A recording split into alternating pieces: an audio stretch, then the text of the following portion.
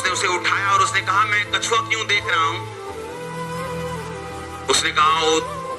उसने कहा पास्टर ने कि मेरी माँ कछुए की पूजा करती थी। इस समय इसहाक से पूछेंगे, अगर प्रभु आपको आज्ञा दे और पूछेंगे, इसहाक तेरी पत्नी रिबिका तू बांझ क्यों रही? वो बोलेगी मुझे नहीं मालूम, मुझे कोई शारीरिक प्रॉब्लम नहीं थी, मैं बिल्कुल फिट थी, सब कुछ ओके था, लेकिन मैं नहीं जानती कि 20 साल मेरे संतान क्यों नहीं हुई।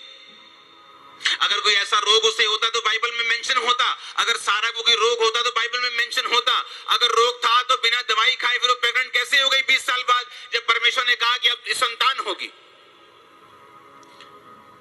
हालेलुया।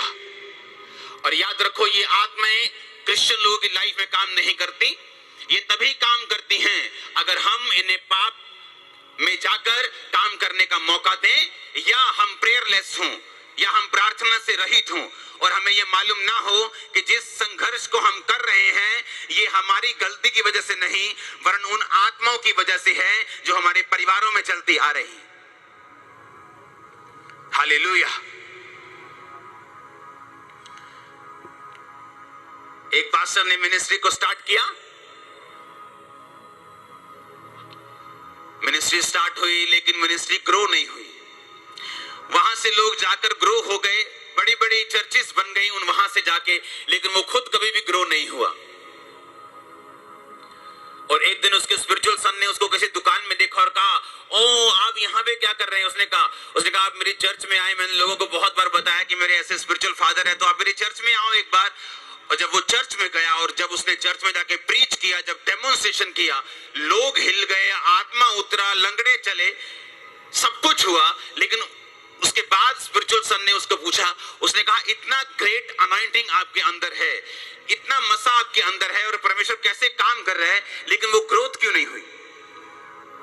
ये क्वेश्चन पूछकर दोनों परमेश्वर की मर्जी को छोड़ के सो गए। और जब रात को उसके सन को एक विजन आया कि उसके स्पिरिचुअल फादर के पास एक कछुआ है, और वो अंदर गया और उसको सच में कछुआ दिखा उसके स्पिरिचुअल फादर के पास,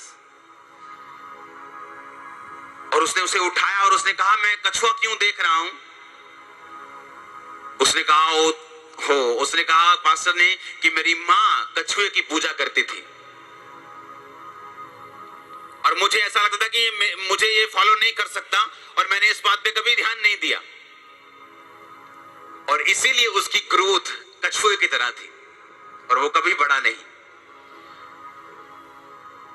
और जब उसने स्पिरिट को पहचान लिया कि ये स्पिरिट मेरा पीछा कर रही, उन दोनों वो बैठे प्रार्थना में, प्रेयर को किया, दुष्ट आत्मा को डांटा। जब वो वापस गया, वो पास्टर जो 30 साल में नहीं हुआ था, 3 महीनों में हो गया था।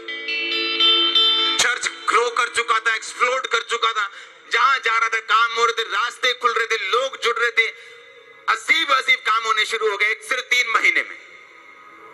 जब स्पिरिट को हैंडल किया, लोग सोचते जैसे यीशु मसीह को मान लिया अपने आप सब कुछ हो जाएगा, यीशु मसीह को मान लिया अपने आप सब कुछ ठीक हो जाएगा, अपने आप कुछ भी ठीक नहीं होगा।